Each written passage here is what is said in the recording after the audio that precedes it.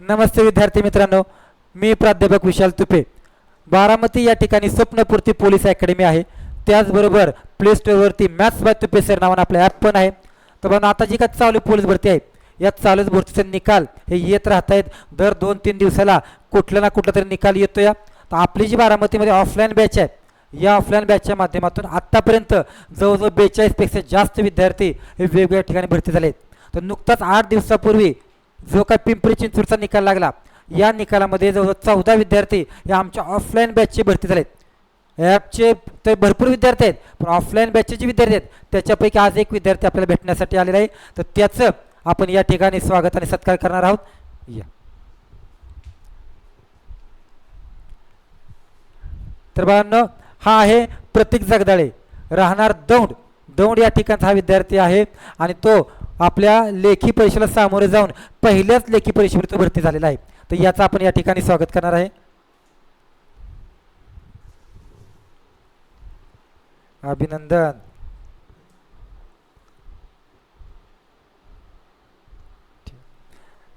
तर बाळांनो, आज याचं वय आहे 20.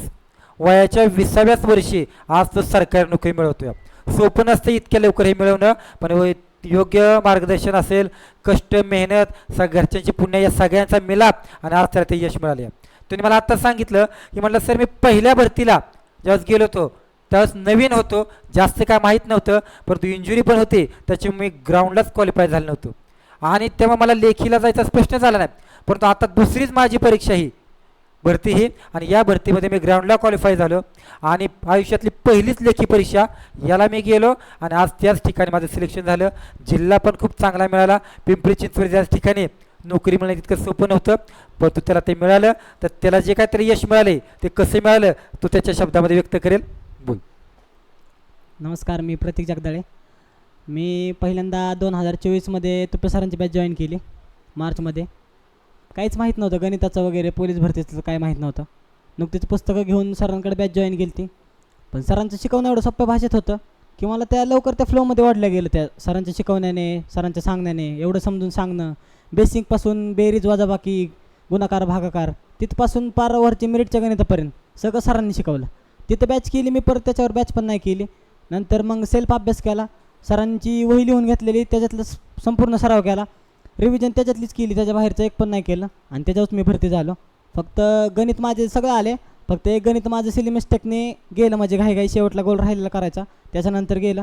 तेवढं एकच गणित गेलं, ते पण येत होतं, सोडवलेलंच गेलं. त्यामुळं सरांचे खरंच लय उपकार आहेत. सरांनी इथून मागं पण चांगलंच काम केलं, इथून पुढं पण पोरच घडवायचं काम करणार आहेत सर. आणि सरांची बॅच म्हणजे एवढं सोप्या भाषेत आहे की ते जे सरांचे जे प्रकार आहेत गणितातले ते पुस्तकी लँग्वेज नसून स्वतःचे लँग्वेज बनवलेले आहेत सरांनी, त्यामुळे ते लगेच समजतात पोरांना. एवढं भारी सर शिकवतात.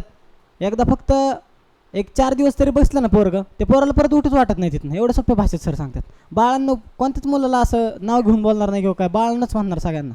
हा बाळांना शब्द ना एवढा पोरांना आवडतो, म्हणजे नाही का की आपलं कोणतरी आहे. आणि मी पहिल्यापासून शेवटपर्यंत सरांचं ऐकत गेलो की कसं काय कर, काय केलं काय होतं, नाही का, कोणतं गणित मेरिटचं आहे, कोणतं गणित असं आहे.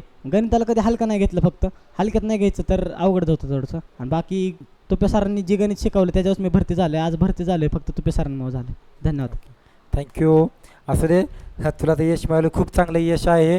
असंच इथून पुढे एवढं न थांबता इथून पुढे अजूनही यात तुला दुसरं काय करता आलं त्यामध्ये डिपार्टमेंट PSI असेल यासारख्या पोस्टला मिळत अशा शुभेच्छा देतो आणि थांबतो.